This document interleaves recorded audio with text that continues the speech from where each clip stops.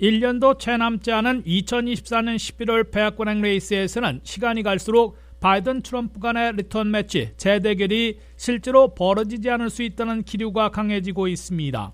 민주공화 양당에서 동시에 바이든과 트럼프가 아닌 다른 대통령 후보들이 맞대결해 차기 백악관 주인을 결정해야 한다는 소리가 커지고 있습니다.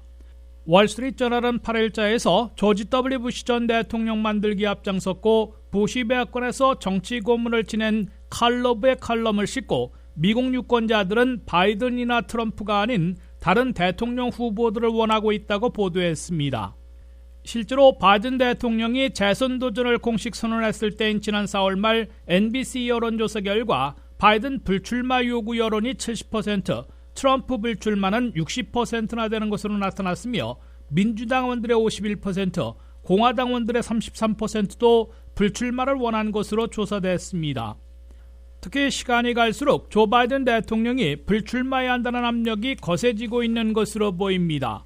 뉴욕타임스는 지난 6일 여론조사 결과를 보도하며 차기 백악관 주인을 결정할 6대 경합지들 가운데 바이든 대통령이 위스콘신 한 곳을 제외하고 펜실베니아, 미시건, 조지아, 애리조나, 네바다 등 5곳에서 트럼프 전 대통령에게 밀리고 있다며 재선 가능성이 희박해지고 있다고 경고했습니다.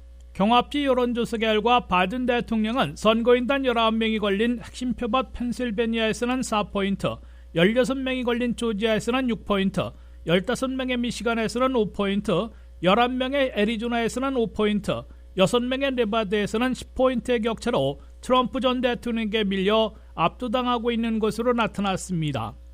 이에 앞서 워싱턴 포스트는 지난 9월 12일자 칼럼에서 바이든 대통령은 자신만이 트럼프 전 대통령을 꺾을 수 있다는 착각에 빠져서는 안 된다면서 바이든 해리스 팀은 2024년에 출마하지 말아야 한다고 촉구했습니다.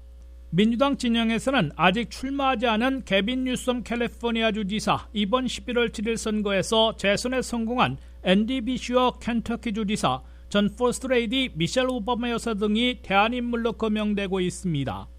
반면 도널드 트럼프 전 대통령은 공화당 경선에서는 압도적 1위를 1년 넘게 달리고 있어 차기 공화당 대통령 후보로 다시 선출될 가능성이 더욱 높아지고 있습니다.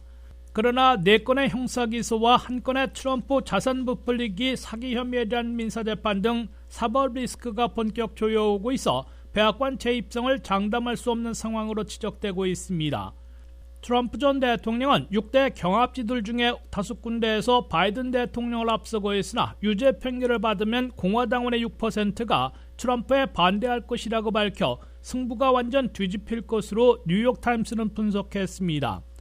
트럼프 전 대통령은 의사당 점거 사태와 관련해 특별검사와 워싱턴 DC 연방지법 판사가 내년 3월 4일부터 신속재판을 강행해 조기에 유죄 판결까지 끌어낼 채비를 하고 있고 반란을 부추긴 혐의로 유죄 판결을 받으면 출마 자격을 박탈당하거나 투표용지에서 이름이 빠지게 될 것으로 경고받고 있습니다.